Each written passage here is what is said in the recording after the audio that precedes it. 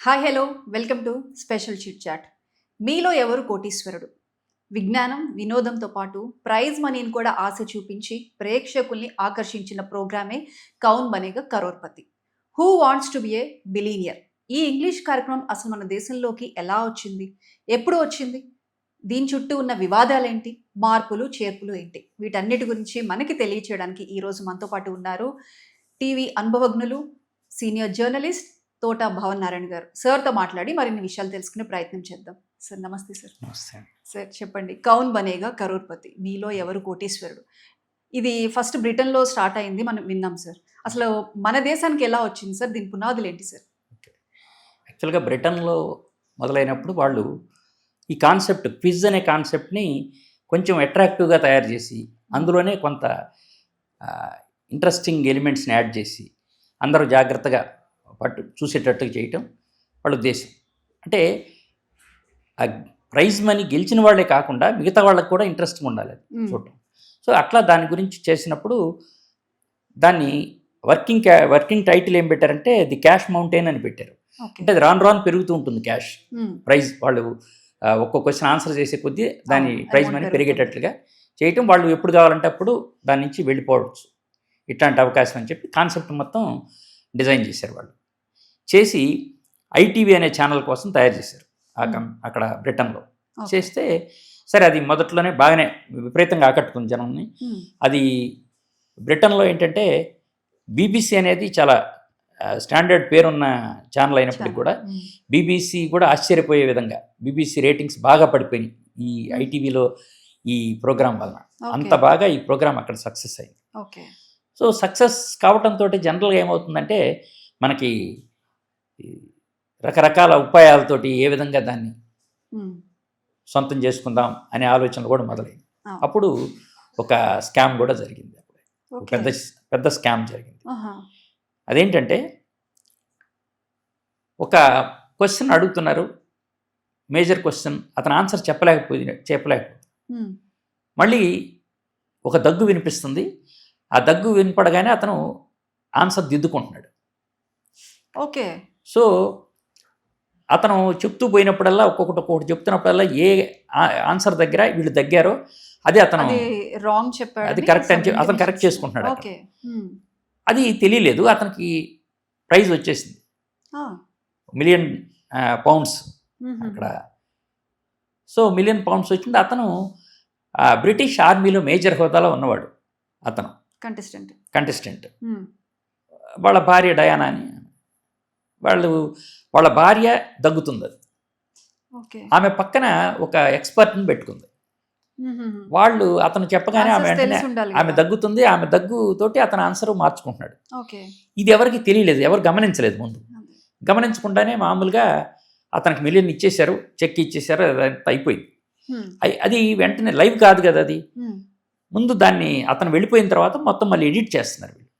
Edit చేసేటప్పుడు వాళ్ళకి doubt వచ్చింది ఎడిటర్స్కి, ఏదో దగ్గు వినిపిస్తుంది, కరెక్ట్గా దగ్గు వినిపించినప్పుడే ఆన్సర్ మారుతుంది ఇట్లా అని. అట్లా 2 ఆన్సర్స్కే గమనించారు. లాస్ట్ 2 ఆన్సర్స్కి అది గమనించారు.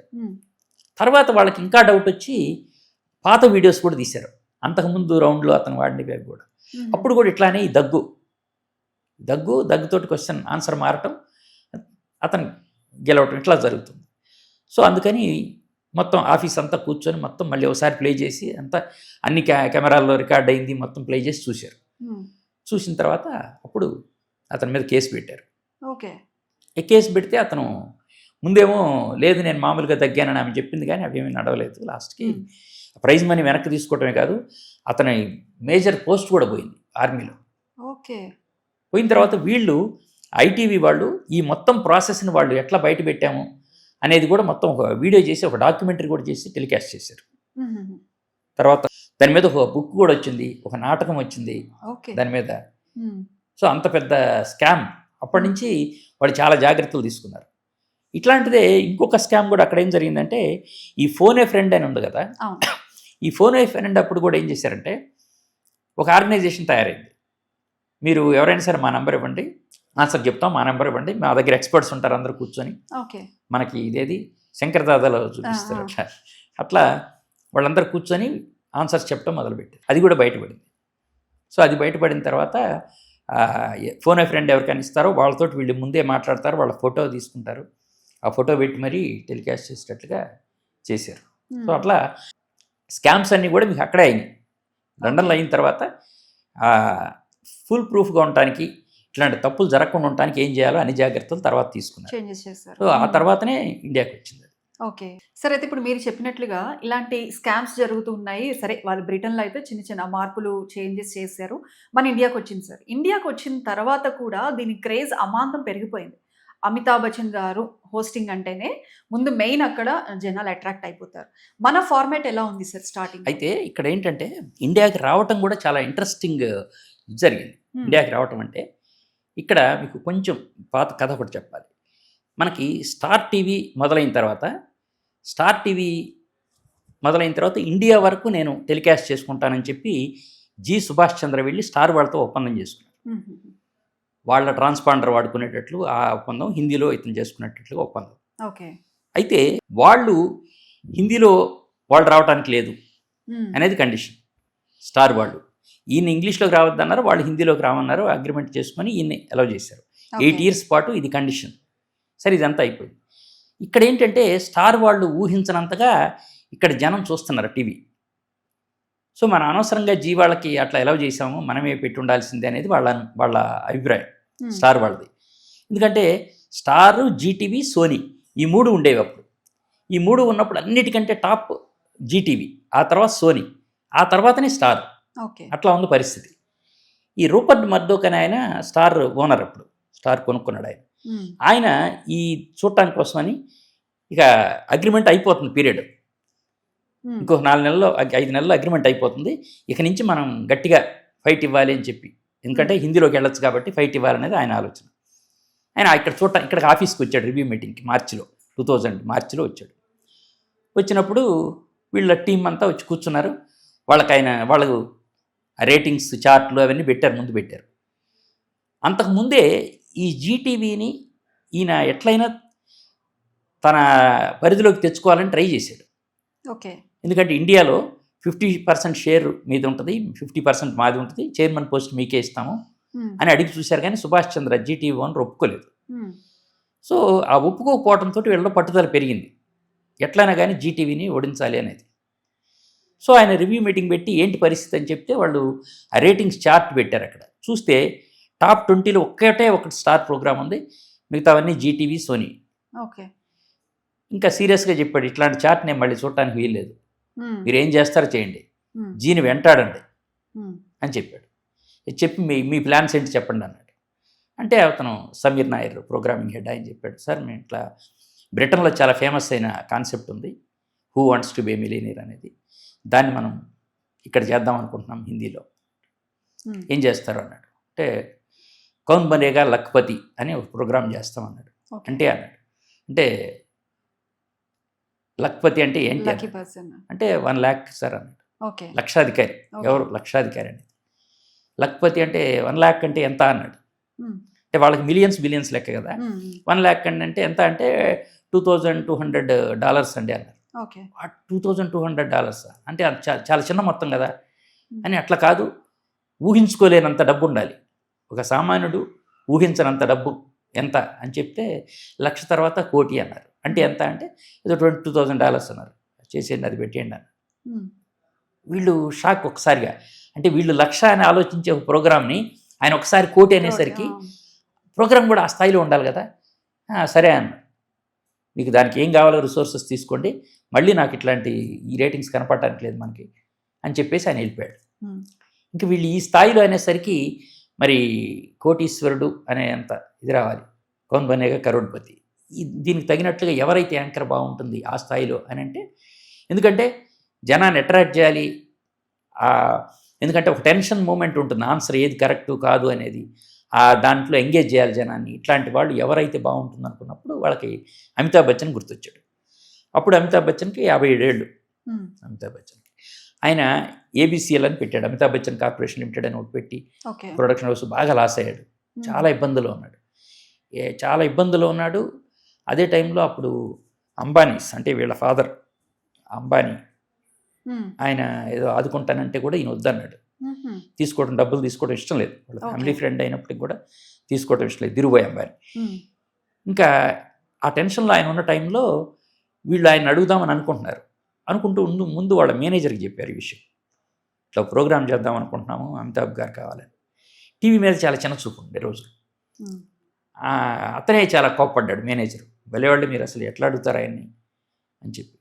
కాదు అడిగి చూడు అని. ఎందుకంటే ఆయనకు ప్రామిస్ చేశారు ఈ ఈ కరోడ్పతి ప్రోగ్రాం భారీగా చేయటానికి. మరి అట్లా చేయాలంటే అమితాబ్ అనుకున్న తర్వాత, వాళ్ళకి అమితాబ్ అనుకున్న తర్వాత ఇంకెవరు గుర్తు రావట్లేదు అసలు ఆ స్థాయిలో. సరే అని చెప్పి వాళ్ళు అమితాబ్ని అడగాలని గట్టిగా డిసైడ్ అయ్యి మళ్ళీ వెళ్ళి అడిగారు. అడిగితే అతను, కాదు నేను టీవీకి రాను, నాకు ఇబ్బందులు ఉన్నమాట నిజమే కానీ నేను రాలేను అని అన్నాడు. ఇంకెట్లా చేయాలని ఆలోచించి, అప్పటికే బ్రిటన్లో జరుగుతుంది కదా షో, ఆయన్ని మీరు ఒకసారి వచ్చి ఆ షో చూడండి, అది ఎట్లా ఉంది, సెట్ ఎట్లా ఉంది, అదంతా చూడండి, మీరు చూసి మీరు సాటిస్ఫై అయితేనే చెద్దురు కానీ అన్నారు. సరేనా, ఆయన తీసుకెళ్ళారు, చూపిస్తే చాలా భారీ సెట్టింగ్, ఆ టెన్షన్, ఆ లైటింగ్ అదంతా చూసిన తర్వాత కొంత ఇంప్రెస్ అయ్యాడు ఆయన. ఆయన ఏమన్నా అంటే, మరి ఇదే స్థాయిలో మీరు చేయగలరా, ఇక్కడ ఇదే స్థాయిలో చేయగలరా అంటే, చేస్తాను, సరేనని ఒప్పుకున్నాడు. అట్లా ఒప్పించారు. ఆ ధైర్యంతో సేమ్ అదే మోడల్ ఇక్కడ చేస్తున్నారు. దానికి ఏంటంటే సిద్ధార్థ బస్ అని అతను క్విజ్లో చాలా ఫేమస్ అతను. అప్పటికే దూరదర్శన్లో ఆయన ప్రోగ్రామ్ బాగా హిట్. సో ఆయన, సమీర్ నాయర్ వీళ్ళందరూ కూర్చొని మొత్తానికి ఆ సెట్ డిజైనింగ్ ఇదంతా చూశారు, దగ్గర ఉండి చేశారు, అంతా రెడీ చేశారు. సో ఫస్ట్ డే షూటింగ్ జూన్లో షూటింగ్ జరుగుతుంటే, అంధేరి బాంబే అవుట్స్కట్స్లో జరుగుతుంది, సెట్ వేశారు. షూటింగ్లోకి వచ్చి ఆయన కూర్చున్నాడు, ఒక్కసారిగా లైట్స్ ఆఫ్ అయిపోయాయి, పవర్ కట్ అంటే ఏదో దీనివలన ఎక్స్ట్రా పవర్ లోడ్ వలన ఇది అయిపోయింది. ఇంకా ఆయన మళ్ళీ డల్ అయిపోయాడు, ఇది ఏదో అపశకనం లాగా ఉంది. వాళ్ళు ఏదో నచ్చజెప్పి ఆయనకి, కాదులేంటి చేద్దామని చెప్పి నచ్చజెప్పి స్టార్ట్ చేశారు. షూటింగ్ అవుతూ ఉంది. అంతా అయిన తర్వాత July 3, 2000లో July 3 నాడు ఈ ప్రోగ్రామ్ సో టెలికాస్ట్ అయింది. మొత్తం విపరీతమైన అప్లాజ్ వచ్చింది ఛానల్. ఫస్ట్ వీక్లోనే 10 పాయింట్స్ ఉన్న రేటింగ్ పాయింట్స్ రావటం గొప్ప అనుకుంటే, నెక్స్ట్ వీక్ 18 వచ్చేసింది. సో ఇక విపరీతంగా సక్సెస్ఫుల్ అది. పైగా వాళ్ళు ఏం చేశారంటే, ఈ ప్రోగ్రామ్ అయిన వెంటనే నెక్స్ట్ 1 hour కొత్త సీరియల్ స్టార్ట్ చేశారు. సో ది క్యోంకి సాస్ భీ కభీ బహూ థీ, అంటే అత్త ఒకింటి కోడలే అని అర్థం వచ్చేది serial. So Ekta Kapoor serial అది కూడా విపరీతంగా జనాన్ని ఆకట్టుకుంది. సో వరుసన 2 hours కంటిన్యూస్గా ఇదే ప్రోగ్రామ్ చూసేటట్లుగా తయారై. సో దాంతో జీటీవీ వాళ్ళు ఏం చేయాలో అర్థం కాలేదు, ఒక్కసారిగా దీన్ని ఎట్లా తట్టుకోవాలో అర్థం కాలేదు. కొద్ది రోజులు ఏం చేశారంటే, కొత్త సినిమాలు కొని వేద్దాం అని చూశారు. అయితే వీళ్ళు ఫస్ట్ 1 day అనుకున్న, 2 days అనుకున్న ఎపిసోడ్ చాలా బాగుందనేసి 4 days కంటిన్యూ చేశారు. సో 4 daysకి వరుసన సినిమాలు కొని వేయటం కుదరలేదు. కానీ అతను ఏంటంటే, సుభాష్ చంద్ర చాలా పట్టుదల గల వ్యక్తి. అతను స్టార్ మీద గొడవపడి ఇక్కడికి వచ్చి జీటీవీ పెట్టి ఇంత చేసిన తర్వాత ఇప్పుడు మళ్ళీ స్టార్ పుంజుకుంటుందనే కోపంతో ఏం చేయాలి, ఎట్లా చేయాలి దీన్ని అడ్డుకోవటం అని చెప్పేసి సవాల్ 10 crore అని పెట్టాడు. 10 times సవాల్ 10 crore, 10 కోట్ల క్వశ్చన్ అని. అంటే ప్రైజ్ మనీనే ఒకసారిగా 10 కోట్లు చేశాడు. 10 కోట్ల తోటి పెట్టాడు. అప్పుడు సీరియస్గా దాన్ని అనుపమ్ ఖేర్, మనీషా కొయిరాలా యాంకర్స్ దానికి ఇద్దరిని పెట్టి, అట్లా అంటే అన్నీ చాలా కాస్ట్లీ ఉండాలని చెప్పి పెట్టాడు. పెట్టినా కానీ పెద్దగా అది కూడా అట్రాక్ట్ చేయలేదు, సక్సెస్ కాలేదు. ఆ విధంగా సోనీ వీళ్ళు ఇద్దరు వెనకబడ్డారు. ఆ ప్రోగ్రాం బాగా సక్సెస్ అయింది. అది అంటే ఫస్ట్ ఎపిసోడ్కే అంతటి అప్లోజ్ రావడం అంటే, బ్రిటన్లో ఒక చూసి ఆ ఫార్మాట్ని మనం ఇక్కడ ఫాలో అయ్యి, ఆ రిసోర్సెస్ అన్ని మనం చేసి, అంటే ఇక్కడ ఏమవుతుందంటే ఫార్మాట్ అంటే ఆ ఫార్మాట్ ఓనర్ కంపెనీ అదే ఉంటుంది, ఆ కంపెనీ మారదు. వాళ్ళందరికీ వీళ్ళ దగ్గర వాళ్ళ రాయల్టీ తీసుకొని వీళ్ళకి ఇస్తారు. అందువల్ల ఒరిజినల్ కాన్సెప్ట్ అట్లానే ఉంటుంది. మనం ఇప్పుడు ఫ్రాంచైజ్ అంతే, సేమ్ అట్లానే కాన్సెప్ట్ వాళ్ళదే. అండ్ కంటెస్టెంట్స్ ని ఎలా సెలెక్ట్ చేస్తారు సార్? ఇంకా అన్నిటికీ సేమ్ ప్రాసెస్ ఎక్కడెక్కడ చేశారు ఇట్లానే ముందు స్క్రీనింగ్ టెస్ట్ చేస్తారు, స్క్రీనింగ్ చేసి కొన్ని క్వశ్చన్స్ అడిగిన తర్వాత వాళ్ళ నుంచి పిక్ చేసుకొని వాళ్ళకి అవకాశం ఉంటుంది. ఓకే. అంటే ఇంకొకటి ఆ క్వశ్చనరీ కూడా అంటే ఆ పర్టికులర్ పర్సన్ బట్టి ఆ క్వశ్చనరీ ఫార్మాట్ అనేది ఉంటుంది. అంటే వాళ్ళ ఇంట్రెస్ట్లు, వాళ్ళకి ఏ సబ్జెక్ట్ మీద అవగాహన ఉంటుంది, ఇట్లాంటివి కొన్ని ముందుగా తెలుసుకుంటారు కాబట్టి దాని ప్రకారం క్వశ్చనర్ ఫ్రేమ్ చేస్తారు. అందులో కూడా ఏంటంటే లెవెల్స్, ఏ లెవెల్ క్వశ్చన్ అనేది ఆ స్థాయి పెరిగే కొద్దీ కొంచెం గట్టి క్వశ్చన్ అడగాలి కదా, అవన్నీ కూడా తయారు చేస్తారు. దానికంతా ఒక టీం ఉంటుంది. సిద్ధార్థ బసు అందులో ఎక్స్పర్ట్ ఈ క్విజ్లో. ఇంతకుముందు దూరదర్శన్లో అతను చాలా ఫేమస్ ప్రోగ్రాము, బ్రిటిష్ వాళ్ళు కూడా ఆ ప్రోగ్రామ్ క్యారీ చేసేవాళ్ళు, అంత పెద్ద ఇది కాబట్టి అతను ఆ క్వశ్చన్స్ ఏ లెవెల్లో ఉండాలి, ముందు కొంచెం చిన్న క్వశ్చన్స్, కొంచెం తర్వాత పెద్ద క్వశ్చన్, అట్లా ఎందుకంటే అమౌంట్ పెరిగే కొద్దీ క్వశ్చన్ కూడా కొంచెం టఫ్గా ఉండాలి కాబట్టి అట్లాంటివి తయారు చేయడం అంతా కూడా అతను చేసేవాడు. అంటే ఇంకోటి సార్, ఈ క్వశ్చనరీ ఫార్మాట్లో అందులో ఒక సెటిల్డ్ క్వశ్చన్ అనేది, ఒక స్టాండర్డ్ క్వశ్చన్ అనేది ఒకటి ఉంటుంది. అక్కడికి వచ్చే వరకు వాళ్ళు అన్ని ఆన్సర్ చేసుకుంటే అప్పటి వరకు ఉన్న అమౌంట్ అయితే వస్తుంది. లేదు 1 or 2 చెప్పినా అమౌంట్ రాదు. సో ఆ క్వశ్చన్ ఆన్సర్ చేయకపోతే అప్పటి వరకు చెప్పిందంతా కూడా అది బేస్ లెవెల్లో మాత్రం అట్లా ఉంటుంది. ఆ తర్వాత మాత్రం క్వశ్చన్కి పెరుగుతూ పోతుంది. తర్వాత వాళ్ళు దాన్ని రిటైన్ చేసుకోవటం, వదులుకోవటం అనేది దాన్ని బట్టి ఉంటుంది. ఓకే సార్, మీరు స్టార్టింగ్లో చెప్పినట్లుగా బ్రిటన్లో జరిగినప్పుడు ఈ ప్రోగ్రాంలో ఏవైతే చిన్న చిన్న స్కామ్స్ జరిగినాయో, మరి మన ఇండియాలో కూడా అట్లాంటివి ఇక్కడ ఏం జరగలేదు. ఎందుకంటే అప్పటికే అంటే ఒక స్టేజ్కి వచ్చింది కాబట్టి వాళ్ళు ఎట్లాంటి తప్పులు జరిగే అవకాశం ఉందో తెలుసుకొని అట్లాంటి జరగకుండా జాగ్రత్తలు తీసుకున్నారు కాబట్టి మన దగ్గర అట్లాంటి స్కామ్లు ఏం జరగలేదు. కాకపోతే ఏంటంటే బయట కొంతమంది అట్లాంటి కంప్లైంట్స్ ఉండొచ్చు, వాళ్ళని సరిగ్గా అడగలేదని. ఒకటి ఎప్పుడంటే అట్లా ఎప్పుడు ఉంటుందంటే ఈ సెలబ్రిటీస్తో కొంతమంది చేస్తారు, మధ్యలో చేస్తుంటారు కదా ఒక్కొక్కసారి. అట్లాంటప్పుడు వాళ్ళకి ఏమన్నా కొన్ని క్వశ్చన్స్ ఆన్సర్స్ చెప్పి ఉండొచ్చేమో. ఓకే. ఎందుకంటే సెలబ్రిటీ చెప్పలేకపోతే కూడా కొంచెం అవమానం కదా, కొంచెం బాగుండదు కదా, పిలిచి అవమానించినట్టు ఉంటుందని. అట్లాంటప్పుడు ఏమైనా కొంచెం చెప్తారు తప్పితే మామూలుగా అట్లా చెప్పే అవకాశం లేదు. వీళ్ళనంత వరకు ఒకటేంటంటే ప్రైజ్ మనీ ఇవ్వాలనేది ఉంటుంది, ఇవ్వాలని అనుకుంటారు కాబట్టి ఇస్తారు. అంత మాత్రాన ఇవ్వకుండా ఎగ్గొట్టడానికి ఏదో అడగటం, క్వశ్చన్ అట్లా చేయటం కూడా ఉండదు. ఓకే. ఇంకోటి ఇవి లైఫ్ లైన్స్ లో చూసుకుంటే మనకి ఫోన్ ఏ ఫ్రెండ్ ఒకటి, ఇంకోటి ఆడియన్స్ పోల్, ఇవన్నీ ఉంటాయి. అవన్నీ ఎలా తీసుకుంటారు? అవి కూడా అంతే ముందుగానే. అంటే ఇక్కడ మనకి ఆ టెక్నాలజీని బాగా వాడుకుంటారు కాబట్టి ఎంతమంది ఓటేస్తే అది వెంటనే రిజల్ట్ వచ్చేటట్టు చేయటం ఇదంతా ఉంది. ఫోన్ ఏ ఫ్రెండ్ దాంట్లో కూడా అది కూడా ఏంటంటే ఇప్పుడు యాక్చువల్గా ఆ ఫ్రెండ్ ఎవరు అనేది వీళ్ళు చూస్తారు కాబట్టి వీళ్ళు మాట్లాడతారు, ఫోన్ చేసి మాట్లాడి లైన్లో ఉంచి ఆ తర్వాతనే చేస్తారు. అంటే ఆ ఫ్రెండ్ కూడా నాలెడ్జ్ ఉండాలి, అంటే అందుకని ఏం చేస్తారంటే ఫోన్ ఏ ఫ్రెండ్ అన్నప్పుడు కూడా వీళ్ళు ఒక 3-4 పెట్టుకుంటారు ఫ్రెండ్స్ని. ఈ సబ్జెక్ట్ని బట్టి ఏ ఫ్రెండ్ని అడగాలనేది అప్పుడు చెప్తారు. ఓకే.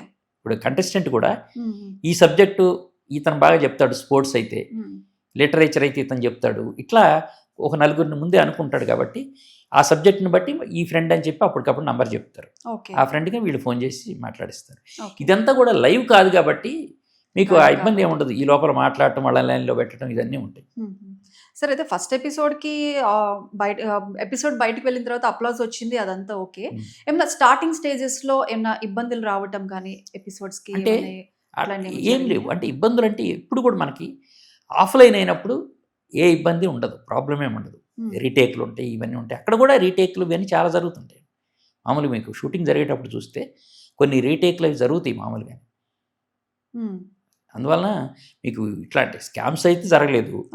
ఈ ఇట్లాంటి ప్రొడక్షన్లో ఉండే ఇబ్బందులు ఏమన్నా సరే రీటేక్లో ఉంటాయి కాబట్టి ఎడిటింగ్లో అవన్నీ జాగ్రత్తలు తీసుకుంటారు కాబట్టి అట్లాంటిది ఏం జరగలేదు. అన్ని లాంగ్వేజెస్లో వచ్చింది. కాకపోతే ఎందుకంటే ఇది విచిత్రం ఏంటంటే మీకు బిగ్ బాస్ లాగా ఇది కంటిన్యూ కాలేదు.